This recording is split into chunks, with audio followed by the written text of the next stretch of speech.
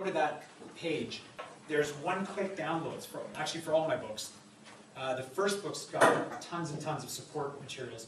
This book has all these kind of quizzes, and again, they're bilingual. And you just ask students, which one do you want? I don't have a lot of support materials, but these are the, for example, when I assess students, this is what I use. And again, I'll give them whatever one they want. So if I'm speaking one-on-one with a student, they know exactly what I'm going to be checking them for. So they 100% feel that it's fair. They never say, well, I didn't know it was on the test. How was I supposed to know? Well, there it is. You know. And students who have been given these kind of materials, not necessarily exactly this, but the Japanese version of very complex genre-based materials, have gone home. I was telling a story about one guy who had missed the first almost 3 weeks of class, and it was that unit where they're catching up. It's incredibly complex. My first two books are way too complex because I love the woman I wrote it with. It's my boss. She's like this Brazilian Japanese woman, but she loves grammar. Oh man, she loves grammar. And so it was always like, we need more, we need more, we need more. So these units are just huge. But this kid went away, and in like 3 days, he came back and he passed the speaking exam. Now that's significant. You know, it wasn't just like a bunch of grammar points. He was able to independently go through and learn how to have this kind of conversation. He did a fantastic job of it, but he couldn't do anything before. Right? So, and the final page, page 12, these are just some like recaps, you know, using a needs analysis, for example. Japanese support, as much as possible, should actually work towards student autonomy. You know, rather than, you were talking about we were talking about the tolerance of ambiguity and that. L1, again, should allow students to study on their own as much as possible. The L1 should allow you to use adult communication goals. So you don't fall into that trap of having to teach colors and clothing and time just because that's the easiest thing to point at. You can teach very complex stuff. For example, you can teach inviting, you can teach all these kind of functional things. Just wrap it up in a big package. Like if you're teaching Italian, you could teach someone greetings, you could teach them compliments, you could teach them how to invite, and you could teach them how to make a date. And then just wrap that all up in a situation where you're in a supermarket and you start talking to some girl in Italian. Hey, how you doing? You ask a question, maybe how much is this, or whatever. You can really, especially for younger people, you wrap it up in things like that are kind of playful. These kind of Nampa situations or something like that. And they go, oh wow, that's maybe they'll never do it, but they won't forget it. And if you're going to teach invitations, it's just as effective to do that as it is to do, some real dry kind of gapping sort of thing. Very important, use Japanese to reduce the amount of time you speak Japanese in class. Again, use Japanese in your materials and don't do recaps. It's a huge waste of time, and it confuses students. Research shows it confuses students when you do what I'm doing now, which is too much explanation.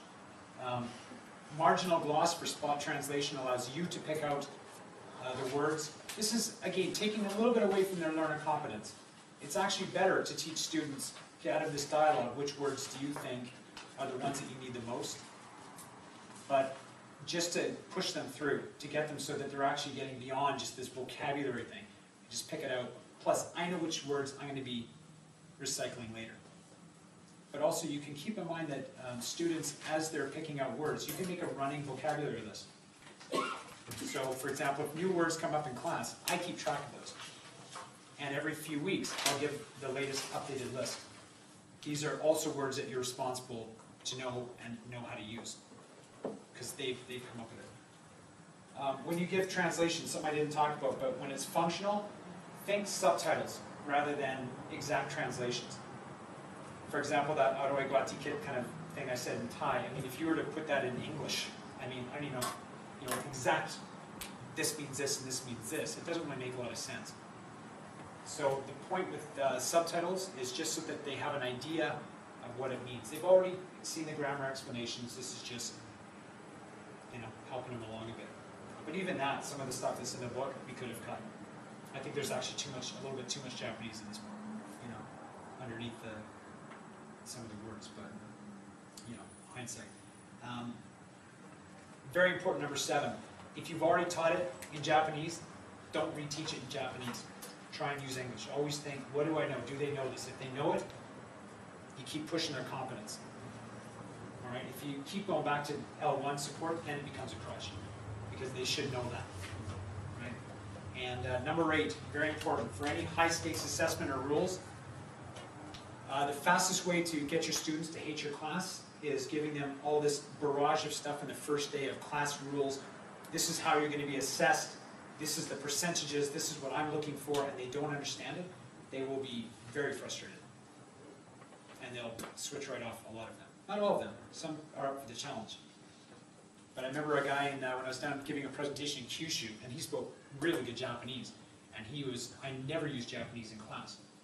And I said, well, what about the lower level students who don't quite get it? He goes, well, I don't care about them. If they're too lazy to learn, then I don't care if they drop out of my class. Which I'm thinking, well, I think, you could be a little more supportive. You could probably bring more people and get them to want to learn. And we see that at Josai a lot. I mean, Japanese is rife in our program. But we have so many students who make it up, they travel abroad, they get high levels of TOEIC, they're starting to meet all the foreign exchange students. They're really turned on English. And these are kids who, this one guy, Tsukasa, he's in my class. He's one of these host kind of guys.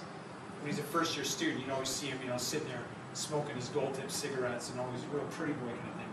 Now he's just he's like an English maniac. He went to England for a week. And now everything is he just wants some more. He's hungry for it.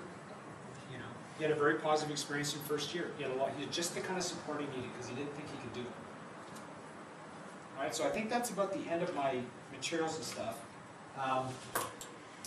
If you wanted an alternate copy of the book, then just send me an email. If you want needs analysis, if you want biography, bibliography, send me emails. Okay, and I can arrange anything for you. Yes? At the very beginning, you said that you were surprised when you came to Japan that it was very dogmatic here that we had to use English only in the classroom and different languages. And your whole topic today actually is a debate at my school. I have to actually debate this point with my Japanese colleagues and everything. It might sound like an obvious question, but can you explain why it is so dogmatic here in Japan? But then they still rely on the yakudoku teaching approach at the same time. Looks good. Do you rely on the what? The yakudoku, yakudoku, yeah. Translation. Well, first of all, the teaching methodology that goes on traditionally in some of the high school classes is extremely outdated. And there's not, the research that's going on, some of the stuff that's going on, I was at, I can't remember the name, I can never say, it's down in Kyoto. Kyoshisha? Is there a university called Kyoshisha University? What is it? Doshisha, yeah. They're the guys who are pushing all this whole task genre-based stuff. They've taken it straight from the Australian First Language Literacy Program, and they're now using that and pushing the limits on that. But, for example, one of my colleagues, she's a Japanese teacher, she's trying to find a PhD thesis. She's done all of her coursework. And she was so excited because I'm going to do it on the audiolingual approach. Well, you might want to rethink that. That's been gone for a long time now. But she thought, no, in Japan that's very popular. But it shouldn't be. It certainly should be something you'd want to write your PhD on. When it comes to the dogma of it, what some people have said, and I've seen evidence of this with guys like Brad, when you get these guys who have been here for quite a few years and they've not really learned Japanese, sometimes saying English only is a coping device. It really is. It's a way of not having to learn Japanese. Because the day that research and teaching methodology says, you know what? Teachers who can speak their students' language when necessary, not all the time, but can jump in there and do things, actually are more successful than monolingual teachers. And there's kind of evidence out there to show that. Where all of a sudden, well, when you do go abroad, it behooves you, is that a true word? Am I pronouncing it? I've never said it. It behooves you to try and learn enough of that language that you can help students out.